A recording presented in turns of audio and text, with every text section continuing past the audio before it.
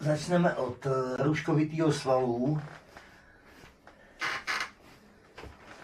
Přitáhneme nohu takhle pod kolenem, tady loktem tlačíme do kolena a přitahujeme, aby jsme cítili tady protažení. Tak a na obě strany. Další cvik bude na protažení psoásů.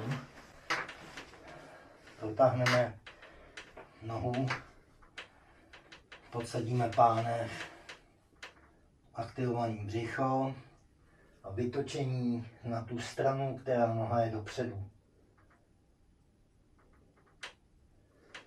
Narovnáme a úklon na tu stranu, která noha je vepředu. Takhle na obě nohy. Druhá noha, vytočení.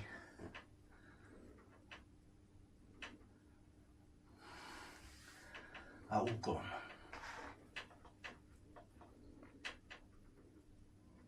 Měli bychom cítit tah tady v břiše a ve vrchní části stehna. Další cvik už je na protažení těch bederních svalů. Bederní části těla. Nahneme na břicho a uděláme kobru, takže ji táhneme jako do dálky.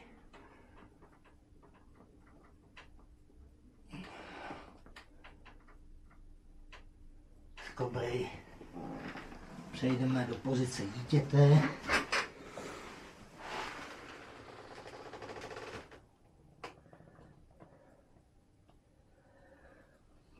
Pozice dítěte.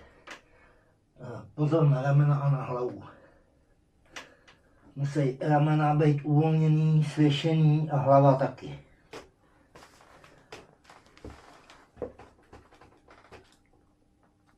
V téhle pozici dítěte ještě můžeme udělat takovéhle vytočení.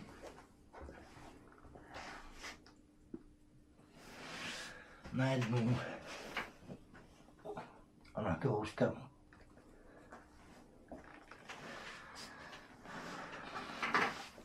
Sednout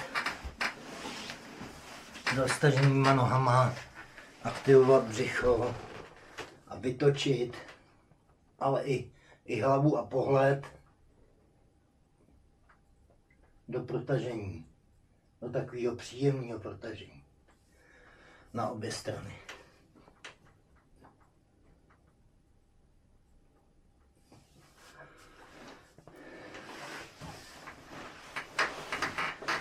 Tak a ať uděláme celou páteř, hlava, teda ramena sražený dolů a dozadu, hlavou úklon do strany, výdrž 5 vteřin a v tom úklonu máme hlavu k hrudníku. Narovnáme. To samý na druhou stranu. Úklon. Tam mám zablokovaný, ty vole. A hlava k hrudníku.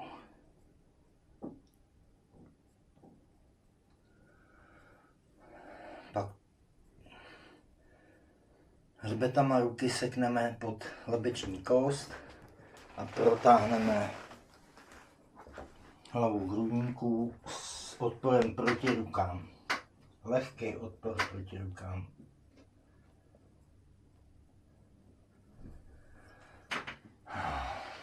No a procvičit lopatkový přitahovače dopředu dozadu.